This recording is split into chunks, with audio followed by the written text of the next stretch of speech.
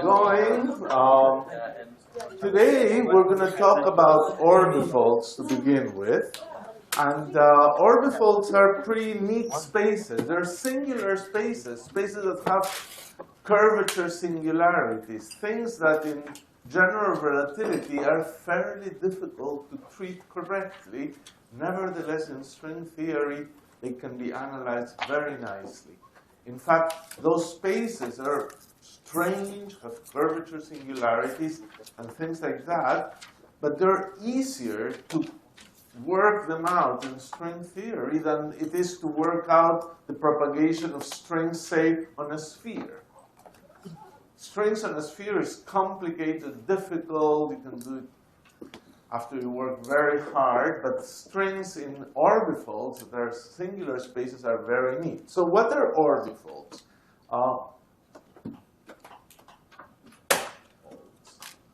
Are spaces obtained by identifications that have fixed points. Spaces that arise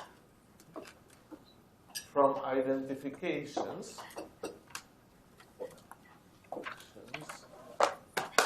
with fixed points.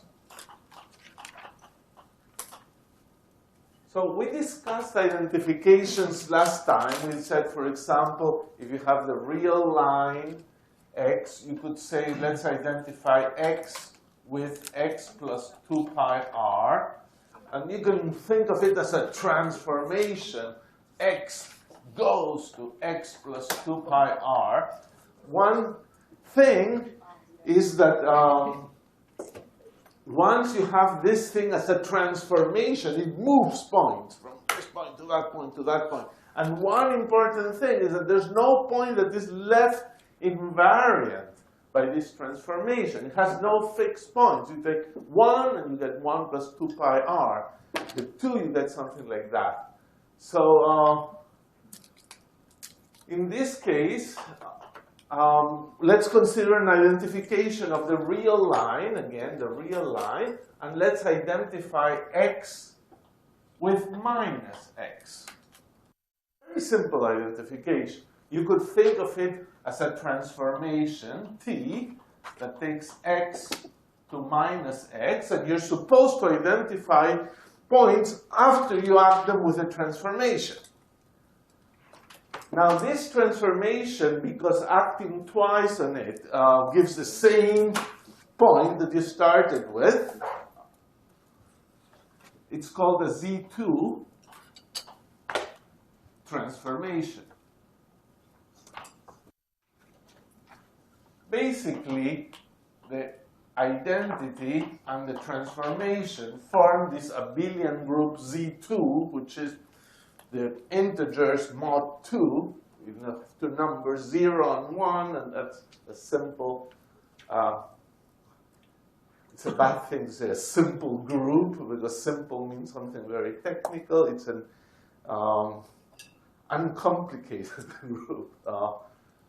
So what happens if you do this? You have the origin here. You're supposed to identify points like this, and you fold this. And basically, your intuition tells you that you got half the space only. So what is a fundamental domain for this identification? Remember, yesterday we said the fundamental domain is a region of the original space in which no 2 points are identified, and every point in the whole space has a representative in it. So a fundamental domain would be this, a fundamental domain, including the origin. So every point must have a representative. So every point on this space is certainly identified with 1 point here, so it has a representative. And no 2 points here are identified with themselves. But there's 1 point that is identified with itself. So there's no 2 different points that are identified. But this point, the identification leaves it fixed. The origin is fixed. So the fixed point is x equals 0, and it is here, and therefore this is a half line. This is the total space, the orbifold that we obtained, this R1 divided over Z2, we call it. R1 for a line, Z2 by the identification. This is an orbifold, it's a simple orbifold, and it's the half line. And it is the set of points x greater than or equal to 0. And it's a little bit of a singular space in the sense that it ends. So it requires some care. If you're doing quantum mechanics, if you're doing anything in a space that ends, you have to put boundary conditions.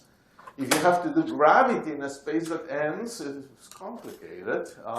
You have to beware what's going to happen. So this is the simplest example of an orbifold. And is it clear? Are there any points in this definition or this example that are confusing? Yes? Just a little bit. Is the R over Z2, are we looking at it as a quotient of groups? Well, it's a quotient space, basically meaning that there's an original space. I'm not looking at it as a quotient of groups, although you probably could. In this case, but in general, we're going to write these things. We're going to write a big space here and a group of identifications. So let's leave it like that. Yes? Is the orbifold the same space as the fundamental domain?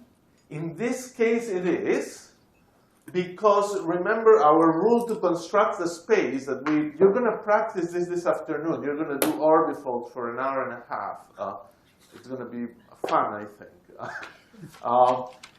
Remember, the construction of a space was take the fundamental domain, add the boundaries, and implement the identifications that only act on the boundaries. In this case, the boundary is already included. So in this case, the fundamental domain is the whole orbifold. Yes? Is the fixed point always singular? Is the fixed point always singular? Yeah, I think so. I think I would say have a S2 sphere surface. You can cut it half, and you do the identification. Then the two polar points are more or less a fixed point.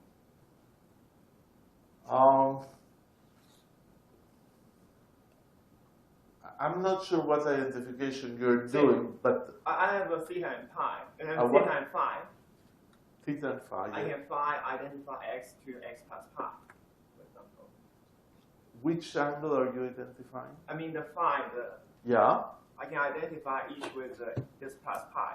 180 Yeah. degrees. Yeah, you would get half a sphere, Yeah. and you would have some strange things there.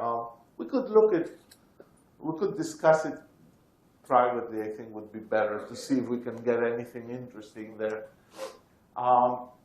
Let me do an example that is, this looks different from yesterday. What happened? Manual, maybe? Yeah, now it looks like yesterday. No wonder Mark was having all this trouble. Oops. Oh.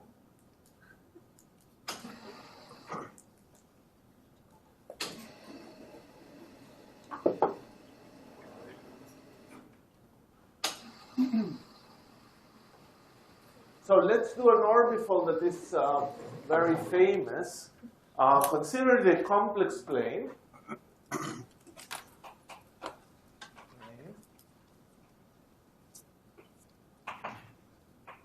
Like this, and real numbers. And let's consider the transformation T that takes Z to Z times e to the 2 pi I over n, where n greater than equal to 2 is an integer. So here we have the whole complex plane, and we're supposed to identify things after a transformation T. So basically you say Z should be identified with T acting on Z. So to get an intuition of what's happening, you take the real line here and say, oh, this transformation rotates any complex number by an angle 2 pi over n. So here it goes. There's an angle 2 pi over n. And this would be the transformation. Now, since, happily, this n is an integer, you can imagine that this whole complex plane is actually, there's another 2 pi over n here, and there are more of those, and there's finally another 2 pi over n here. Since 2 pi is the total angle and n is an integer, there's this n pizza slices. Is that right? Just n of this fill the whole space. So the claim now is that this first one is a fundamental domain. A fundamental domain would be the set of points with argument of z. Argument of z is the angle for the complex number is greater or equal than 0 and less than 2 pi over n. That's a fundamental domain. These points will be identified. And then, if you wanted to construct the space, you basically now take the fundamental domain, include the boundary, so you include now this line, and implement the identification. So you glue this line with that, and you got a cone. Because this line is being glued to this line together. And this is a cone in which the total angle here is 2 pi over n. And there's a singular point here, the origin, because the origin is the only fixed point.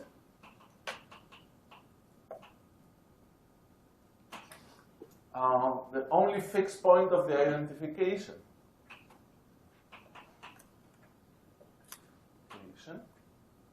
Is z equals 0. So there indeed you got a cone, which is a singular space with an angle there and a curvature singularity. And you obtained it as an orbifold. The curious thing about this is that you obtain only a finite set, well, an infinite countable set of cones. You can take n equals to 2, and you obtain the cone with total angle in here pi, as if you would have taken this thing and glued this line with this one and closed the upper half plane. You can take smaller and smaller cones as n becomes larger and larger, but you have a finitely countable set of cones. If you want a cone of irrational angle, you can't obtain it as an orbifold. If n would not be real, an integer, but say, for example, would be irrational, then you go an irrational angle, and you must identify this point to this point. Irrational angle, but never close back to the original point, because irrationals cannot make up a rational. So you go on forever, and every point would have infinite images, and you don't create anything. So if n was irrational, you can't do it. So in string theory, you can solve these cones. These cones can be calculated, but a cone of an arbitrary angle cannot be calculated in string theory. But already this cones is quite remarkable. You can do it. Any questions? Yes. Can I just clarify the terminology? So the orbifold is the cone. The orbifold here is the cone. So this is the space, and this is the orbifold. The cone. More questions? Yes. When you said we can have an infinite number of cones, how is that different from when we had the line we said every 2 pi r we can do a connection? When we then would we have an infinite number of circles in the No, same no, line? no. Here you have if you do this transformation, you got one circle because the fundamental domain is one thing. When I said an infinite number of cones is when you take n equals 2, you get a cone with 3, 4, Okay. all to infinity. Right. Yes, What happens if you include the point at infinity? louder. If you include the point at infinity, Okay, I've included the point at infinity because I've talked about the complex plane. So the point at infinity is rotated. It's not a point. When you have so you're going all the way. If you included the point at infinity in the sense of what is called the Riemann sphere, yes. you see the complex plane with the point at infinity forms actually a sphere. It's as if the whole thing, by the time you go far enough, you go to the other side. So you would obtain funny spaces that are sort of, and perhaps they're closely related to what was mentioned before. You would imagine this here, and if you didn't have the point at infinity, you have this sort of cone here that is starting to form at this point 0. But there's a point at infinity, and these 2 points must reach the point at infinity. So in some sense, you got this. So your space would have become some sort of space like this. A little strange. Okay, I did this, and I want to leave for you a little puzzle if you want to think about it. I said if n would be irrational, this would not work. But how about n would be sort of rational? How about z identified with z times e to the 2 pi I m over n, where m and n are relatively prime, and m is n is greater than m, which is in fact greater than equal to 2. So instead of having n equals 7 and you have 2 pi I over 7, what if you have 3 over 7 or something like that here? Do you get more cones or don't you get more cones? What do you get?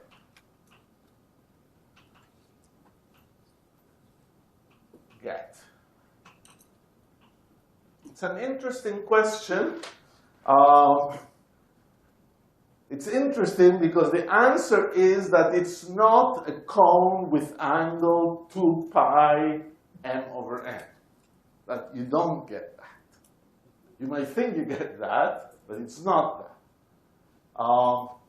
And probably the best way to think about it is to just do a little experiment. Take some numbers and try to see what you get.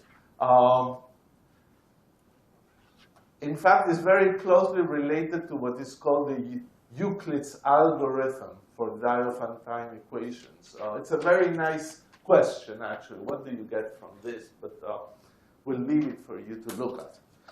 You will do very non-trivial spaces when you consider orbifolds. For example, the sphere, you can't quite do it, the round sphere. But consider a little rectangle and a little rectangle. Here is the first rectangle, and here's the second rectangle. And then use a sewing machine and sew this edge with this edge, this with this, this with this, and this with this. But don't identify the top square with the second. So you make a pillowcase. You put this thing, put the cotton in here, and then put the other one and put it on top. So this is, if I had to draw it, I would probably draw it like this to reflect the fact that you have a square pillowcase. This is topologically the same as a sphere. You blow it with air, stretch it, erase the kinks, and you got a sphere. The sphere, the round sphere, is hard to analyze for strings. Strings move in a complicated way. But in this space, this orbifold, it's easy to analyze. And that's topologically a sphere, so you're getting close to a sphere. And people that do string phenomenology have analyzed this type of orbitals. You will be constructing this kind of orbitals this afternoon. Okay, so now we move on to discussion of strings, but non-relativistic strings. Now, what I'm going to do now may sound elementary. It's not that elementary, because we're going to introduce all kinds of little tools that will be necessary tomorrow for the relativistic string. So bear with me a little. And let's go on. Let's see what happens here. Middle and front. This is middle.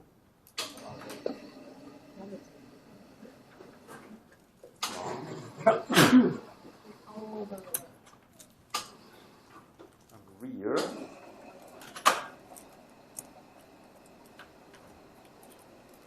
Okay. So there is a non-relativistic string. Oops. And the way we imagine it is, to simplify matters, an x-axis that goes from 0 to a, and here is the string doing something, and for the time being, I'll fix the ends. When you consider a non-relativistic string, we consider that there is a quantity called mu naught, which is the mass per unit length, and it has a tension, T naught, which is the tension, which is a force, as it's stretched here. Now we're going to try to write the Lagrangian for small oscillations. What is a small oscillation? Quantitatively, what is a small oscillation? It took me a while to figure out how to express in an equation what a small oscillation is. This is a small oscillation. But this thing, so you would say maybe y should not be big. But this would not be a small oscillation. The derivative is too big. So actually, a small oscillation really, if you go to it, is that dy dx, the position of this string is going to be y. This is going to be the y-axis, y, that depends on x and t. Or probably I usually, yeah, y of x and t. Okay, so dy dx much smaller than 1. So the derivative is always small. If the derivative is always small, then you kind of do this kind of things, and it's pretty good. So this is the condition of small oscillations. Now I want to write an action for this thing, and the action is the potential energy, the kinetic energy minus the potential energy. So what is the kinetic energy? Well, the kinetic energy, I would have to integrate. I'm sorry. I'm being very imprecise. The Lagrangian is the kinetic energy minus the potential energy. The action is the integral of the Lagrangian with respect to time. So we're trying to write the Lagrangian. Now, what is the kinetic energy? The kinetic energy is the kinetic energy of each little piece of string. So what I can do is I integrate from 0 to a the kinetic energy, which is 1/2 of the mass, which is mu0 dx, times the velocity squared, which is dy dt, with fixed x squared. Now, what is the potential energy? The potential energy takes a little more work because it is a result of the stretching of each little piece of string. So what is the stretching of a little piece of string? Well, if you have a little piece of string over here, here's a dx, the length, the stretching, the delta L, the stretch,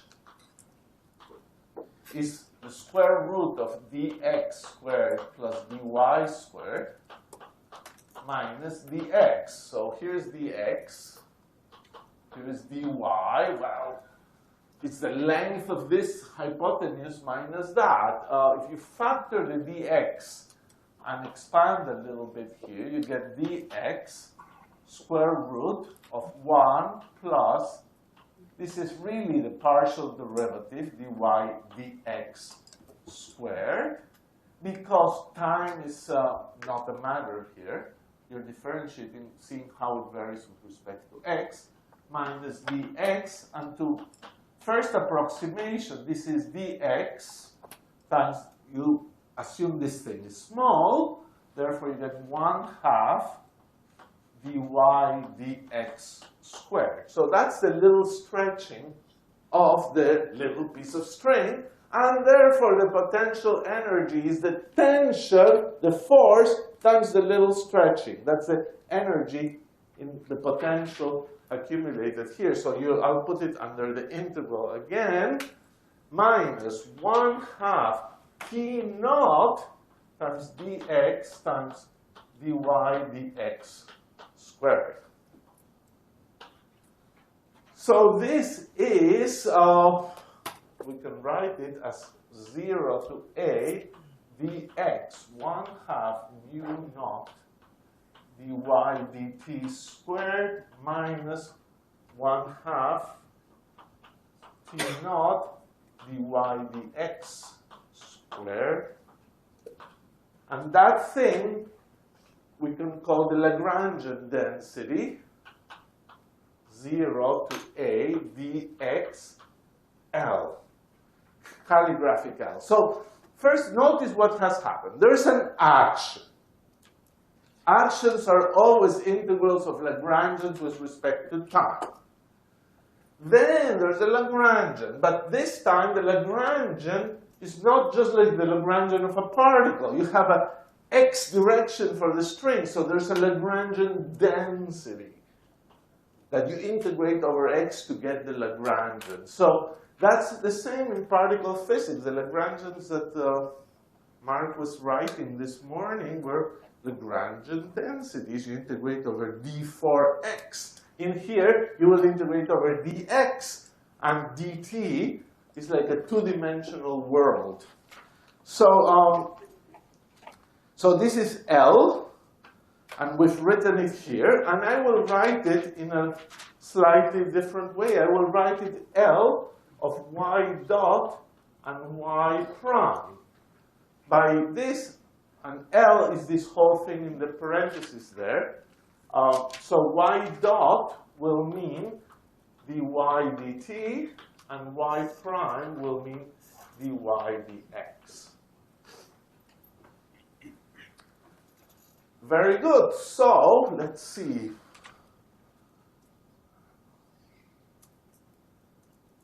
Okay. I could start with this blackboard. I don't mind. Any issue with so far? Any confusion? Any mistake? Any question?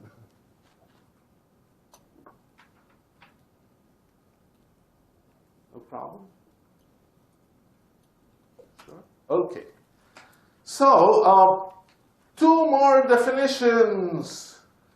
They might seem a little too much, but you see, the fact is that everything I'm doing now in the notation is useful for the string, relativistic string, so bear with me.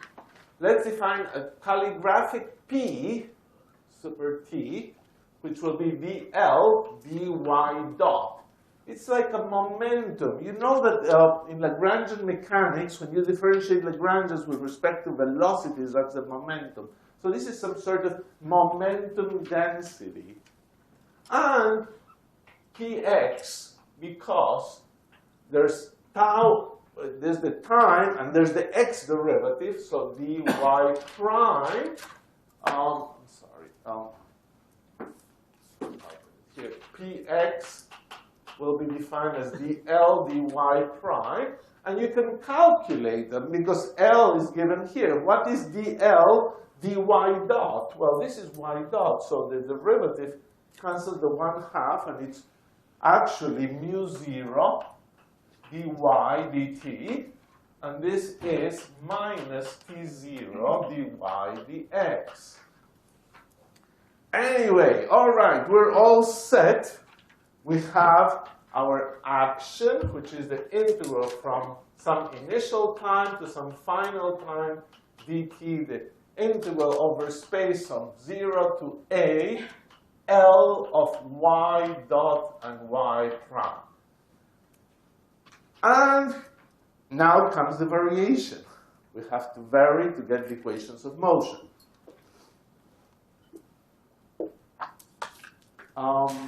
This is not hard, but again, it has to be done with some care, and you have to look at some very important points. So first of all, you have to decide what are you varying.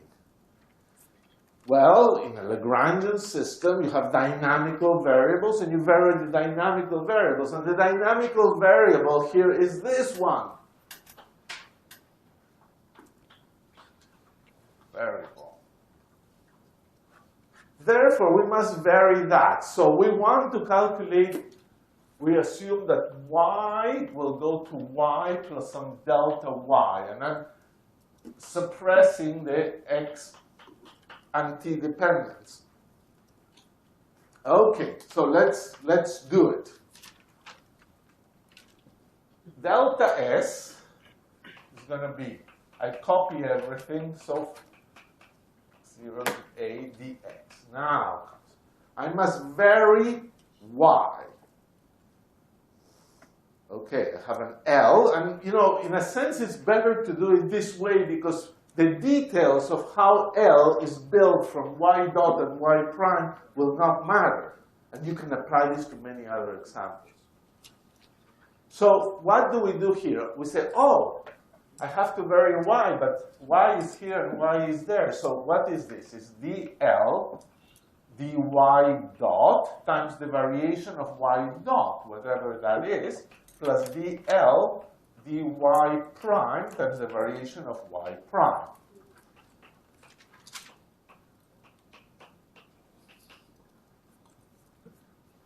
Now, here comes two things you realize. So two steps now we do.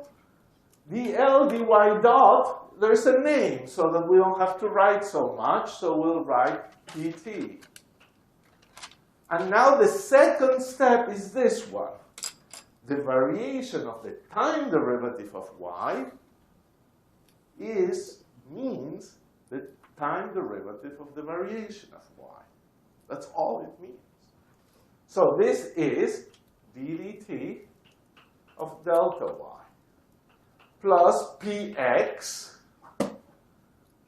dd sigma of delta y. As you know, to find equations of motion, you certainly have to separate these guys, and they shouldn't be acted with derivatives. So as long as I don't have to worry, I'm not writing the limits, but I will have to worry for the limits very soon. So what do I do here? Well, then I write dt dx, and I'll write this the following way. ddt of pt delta y plus dd sigma of px delta y.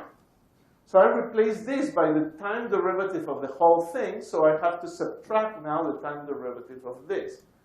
Minus delta y times ddt of pt. And for this term, I put the total sigma derivative of the whole thing, so I have to subtract the sigma derivative of this with a delta y, so it's actually plus dpx dx. When you start to see a nice structure, look, this looks a little like the divergence of p, dpt, dt, dpx, dx. and some boundary terms that are going to give us headings. Any? So I just you have on the bottom line you have die by die t, and then you on the next term you have die by die. What's that? Oh my God! This is x. X in the string will become sigma. I'm sorry. The x. The x. Y prime. Y prime was defined indeed. Y prime is here. Dy dx. All right. Any other mistakes or questions? Okay. So next step. This is probably the real one.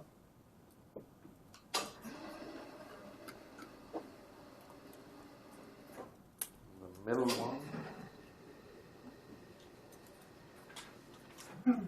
Okay. So now we go to the next step. And we integrate by parts. So now I'm going to put all the limits, and there's a second integral here. So the ddt integral can be done. In principle, you get dx from 0 to a, pt delta y evaluated between t final and t initial.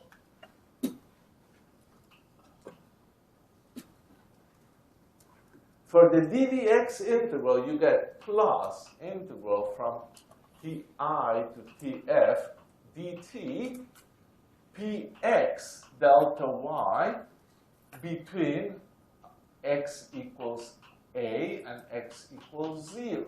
Because this is an integral ddx from 0 to a. And then we get the rest, which is minus integral dt, integral dx, delta y, dpt dt, plus dpx dx. Okay. That's where we wanted to get. We are now ready to analyze every term, because every term will have an analog tomorrow for the relativistic string, written in almost identical language. I'm going to use a picture here that is going to maybe be a little useful. Ti is here, Tf is here, and here is 0 and a.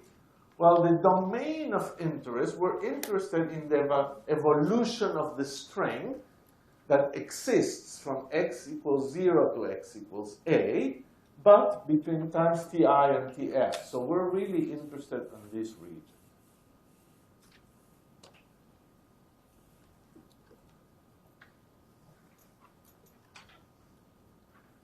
And it's a rectangle, and we need conditions.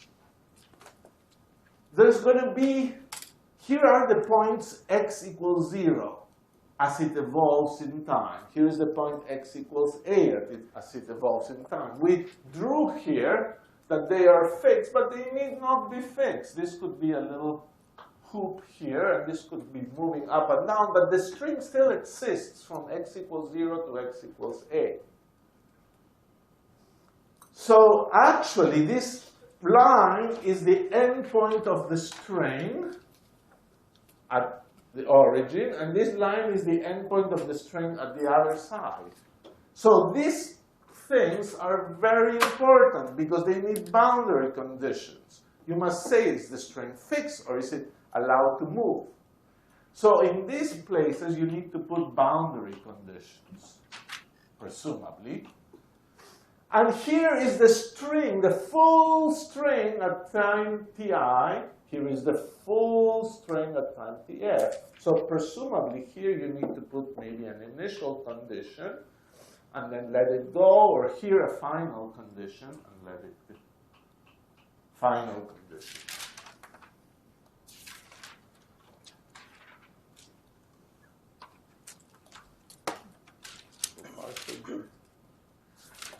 So how do we do this in principle? Well, we have this term, And this concerns the full length of the string at times tf and times ti. This kind of problem, therefore, this term can be dealt with initial conditions for ti and with final conditions for tf.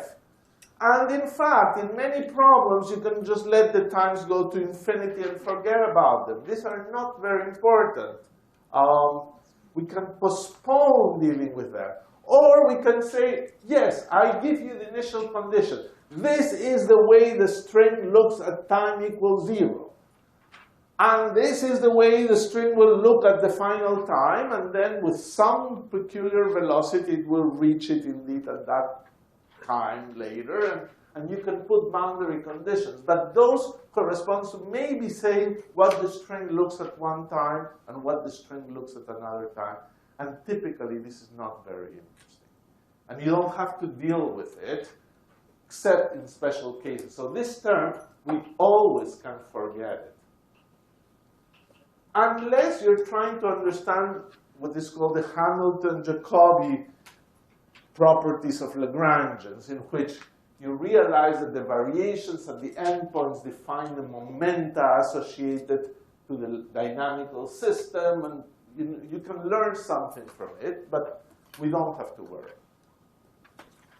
This we have to worry, because this we can't avoid. This is our string in the time of interest, and what it's doing at one end and what it's doing at the other end. So I'd better unpack this term. So what is this term? The second term is integral dt of px at t and x equals a, delta y at t and x equals a, minus px at t, x equals 0, delta y at t, x equals 0. That's all that term from ti to tf. And this term, the action is very important that this term be 0. The action must be stationary. We must guarantee that this term is 0. And this is not something we can forget because we're really interested in what's happening with initial time and final time. Now, let me call x star denote either 0 or a, which is an endpoint. Now, this is an open string.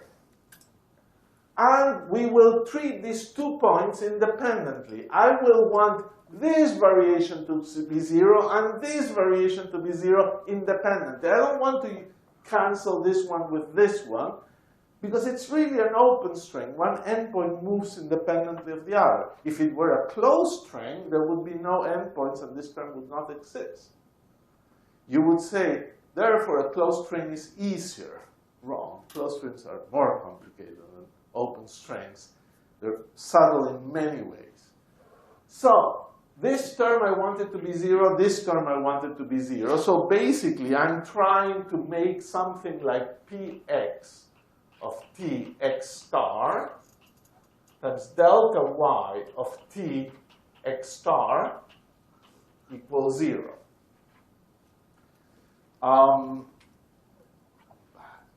Here.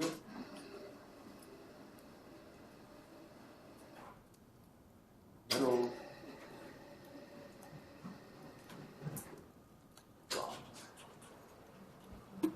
There we go.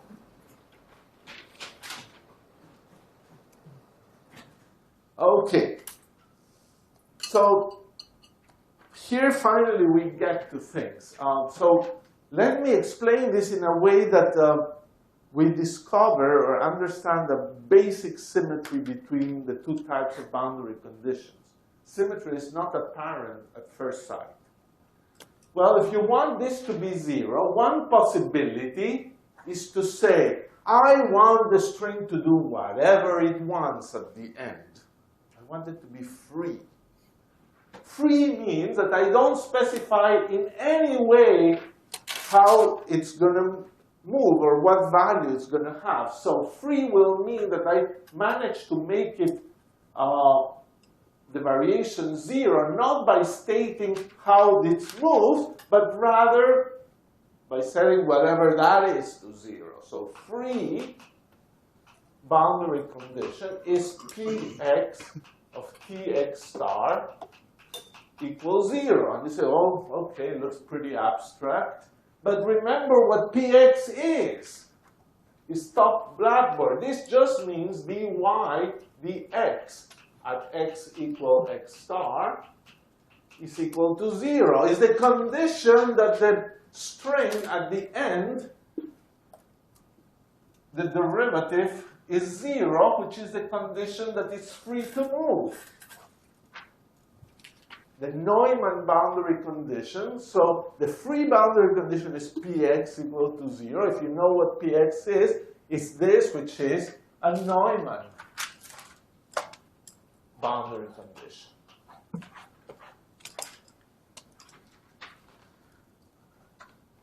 Or the other thing we can do, two things get multiplied to 0. We can demand that this is 0. So this is not a free boundary condition. We can constrain the endpoint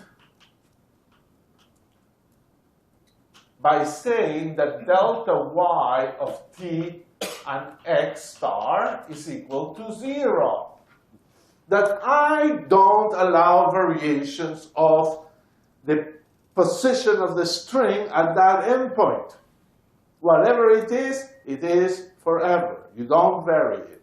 If you don't allow those variations, this term never occurs. And you don't have a problem. This means that y at t and x star, whatever it is a number. Because you will not vary it. And this is a constant, a number, it's fixed. It's called a Dirichlet boundary condition. Boundary condition. But, perhaps more interestingly, it is also the statement that dy dt at x equal x star is equal to 0. The time derivative of that position is 0. And now it looks very analogous to the Neumann boundary condition, except that the Neumann is for space, and this one is for time. In fact, this is the condition that Pt of t and x star is equal to 0. So the Dirichlet boundary condition it's born like it looks very different from the free boundary condition, but when you unpack it, you realize that it's first Dirichlet, and second, it can be expressed as a vanishing derivative, and even as a pt and a px there. And all these things will happen for the string as well. So one last thing I want to say here is that, what probably was the goal of this whole exercise was to find the equation of motion, and that comes from setting that term over here in the second blackboard right there to 0. So what is, I'm going to use this to complete this thing. So the equation of motion, which is the dynamics all over here, except for all these boundary conditions, is dpx, dpt, dt plus dpx dx equals 0. And now, if you want to see what it means, we'll substitute what px and py are. They're up there in the blackboard.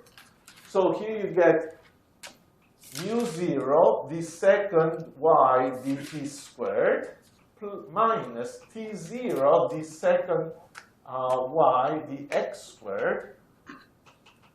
And that's d second y dx squared minus t0 over mu0 with a 1 here, d second y dt squared equals 0. It's a wave equation with velocity t naught over mu naught That's the velocity parameter of the wave.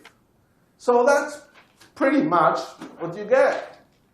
A wave propagating there, and that's it, yes? And are we ever interested in cases where the boundary terms do not disappear? When the boundary terms do not disappear, you're not satisfying the equations of motion.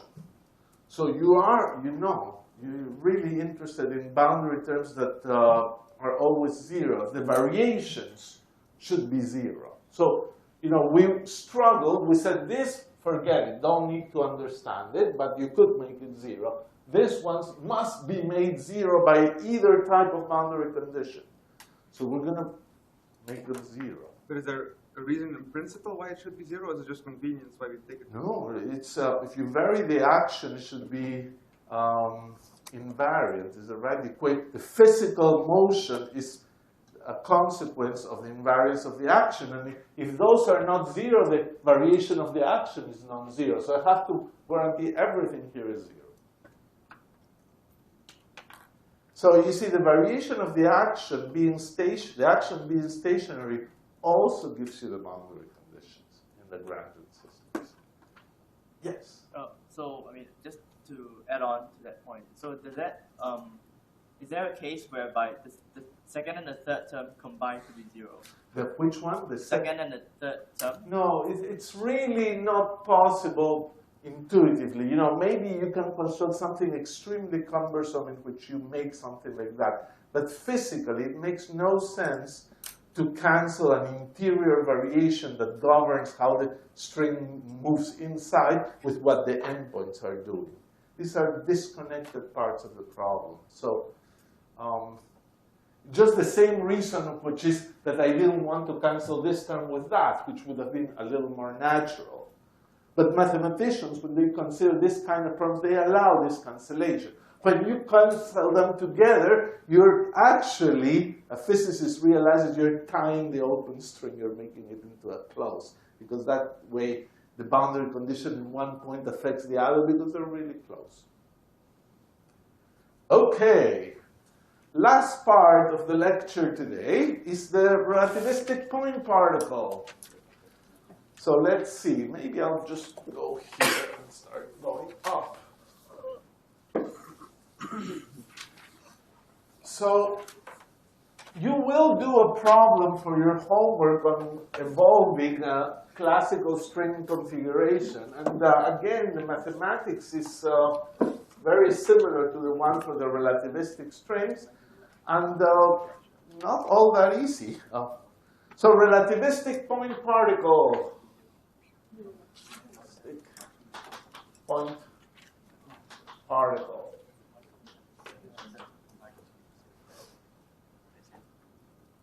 Well, it's even free. So how could it be so hard? A free point particle. What is a Lagrangian? L equal 1/2 mv squared. Quite wrong for relativity because that would allow any velocity, so that can't be right. The momentum from this is the kinetic energy, is a non-relativistic. The momentum would be dp, the L, dv would be mv, which is the non-relativistic momentum. So this can't be right. So how do you invent the Lagrangian for a three-point particle? Well, you can either do it in a detective way, or you can use special relativity and write something elegant and hope for the best. And that's what we're going to try to do. So here I'm going to imagine space-time. Here's x and t. And I'm going to imagine space and time, and I'm going to imagine this particle moving in some way. And this trajectory, sorry, saying p, but nothing to do with that. Cal p, calligraphic p. Now I want to invent an action. It's sort of, this discussion would be analogous to the way Dirac invented the equation for the electron. He didn't say, oh, well, I need to get this effect on the hydrogen atom and this and the experiment. He said, What is the most elegant equation I can write for a particle with spin? Invented it. That's it. It was right. Here, let's do something elegant. So what does it mean to do something elegant? Let's write something Lorentz invariant. Look, this is a fabulous idea. I wanted to appreciate it because when I appreciated it for the first time, it seemed to me just amazing. If I write an action, the action is going to be based on what the particle is doing. It would be the kinetic energy minus the potential energy integrated or something. But suppose I write it, and I write something that is a Lorentz scalar. That is, any other person, any other inertial observer would look at that particle, compute that thing, and would get the same number. That would be an action that is a Lorentz scalar. Then what will happen? The equations of motion will be Lorentz invariant. This sounds plausible, but it's obvious, and that's the neat part. Whenever the particle moves, everybody computes the action. All of you compute the action. Suppose you're moving in all directions. You all compute the action, and you get the same number. So if we vary the motion of the particle as to get a stationary action, whenever it becomes stationary, since everybody's computing the same action, everybody agrees it's stationary. Therefore, everybody agrees that that motion is physical. Every Lorentz observer agrees that the motion is physical. Therefore, you got a Lorentz invariant formulation. If you say it's doing physical motion, every Lorentz observer says it's doing physical motion. If you take your equation of motion and it's satisfied, everybody will agree. So if I manage to write something that is Lorentz invariant, I have a chance. So what could be Lorentz invariant about this trajectory? The length, the proper time, the integral of ds. Looks like a weird action because most actions that we've been writing are integrals dt of Lagrangian of the position and the velocity. This is integral ds. Well, even the units are not quite right. For an action to have the right units, here it would have to have an m, which is the mass of the particle, and you're missing a velocity, a c. The sign, you may not know what it is, but it turns out to be this one, and we can calculate it quite easily. So presumably, this is the answer. And the only thing I've really put here is the length element. ds is the length element. And the mass times a velocity. And you know why this has the right units, because x times p has the units of h bar, which are the units of action. And this is length, and this is momentum. So, you know, there's no more room for anything except the sign or the coefficient. And then what is that sign or this coefficient? We can calculate it rather quickly. You may remember that we did last time. So the way you go through this is you say, OK, ds, we calculated it yesterday, is cdt. Once you put some Lorentz observer, you fix it, v squared over c squared. So if I want, now I can write this in a more more conventional way. I could say the Lagrangian, well, this whole S would be equal to minus mc squared, square root of 1 minus v squared over c squared dt. So the Lagrangian density, no, not the Lagrangian density, the Lagrangian is minus mc squared, square root of 1 minus v squared over c squared. And if you had been a detective, probably you would have obtained this thing first. But it just came out as the only Lorentz invariant thing you could write. This is interesting because this is a basic exercise you should do. Calculate the momentum, which is dl dv, and you will find the relativistic momentum. Calculate the Hamiltonian, which is p times v minus l, and you will find the relativistic energy. These are very simple calculations, 2-3 lines, but everyone should do them.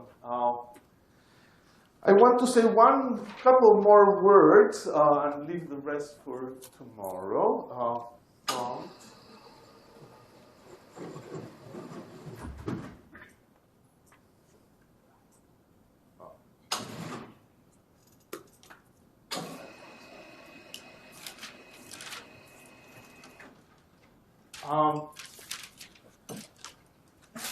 There is something quite amazing about this formula for the action of the particle. In addition to the fact that it's very geometrical, is that this parameterization invariant. You have S, the action is minus mc integral ds over the path of the particle. That's all there is to it. I was going to vary this, and I might still vary this, because varying this action, it's not a difficult thing. Just for curiosity, how many of you have varied this action? 1 person, 2 person, 3 person, 4 person. Varying it in a nice way, takes some effort. You know, you do several tries, you do it in a very complicated way, you do it in a better way, you do it in a better way, until you do it in a very nice way. I want to show you that. But the equation of motion that comes when so really what you want to vary is this one, not this one. This one is easy to vary. Lots of square roots, but it's not geometrical. So varying this one in a Lorentz invariant way without breaking into time and things is a challenge, and it's a good thing to do it. Nevertheless, the equation of motion is dp mu d tau equals 0. So what is tau? Well, if you write x mu, the position of the particle, x mu, you can write it as a function of tau. Any parameter. Here is the particle moving. Use a parameter. Tau is a parameter to describe the trajectory. And that parameter, you use it to evaluate the integral. Now, I'm over time, and I'm going to do 1 second more, and we'll be done. ds squared, if you remember, is minus eta mu nu dx mu dx nu. So this is minus eta mu nu dx mu d tau dx nu d tau squared. So this action actually is, if you want to write it with a parameter, integral from tau initial to tau final minus eta mu nu dx mu d tau dx mu d tau times d tau. When I mention varying this geometrically, I mean varying it this way. And this parameter is arbitrary, and this is the equation of motion. dp mu d tau is equal to 0. If you want, read it in the book. I will mention it tomorrow. If you want a challenge, try to derive it yourselves. It is a little bit of a challenge, but not a very serious challenge. Now, if you couple this particle to electromagnetism, as I will discuss tomorrow, you can say again, well, I have to get the Lorentz force. It's a complicated thing. Must be a mess. But actually, it's most elegant answer. Again, there's only one thing you can write. Q over C. There's a vector potential for electromagnetism. And I need to match this index to get a Lorentz scalar. And the only thing to match it is dx mu. So you put A mu, dx mu. And that's the full action of a particle coupled to electromagnetism. It's unbelievable that something like that works. But this shows to you that inventing actions is much easier than inventing equations of motion. These actions are simple things. Scalars, Lorentz invariant, can be easily invented. Nobody would have invented the equations of motion of a relativistic string by writing those equations of motion. You have to do the action. So we'll stop here. We'll see you tomorrow. If you have any questions, come to me, because it's time for a break. You need to rest.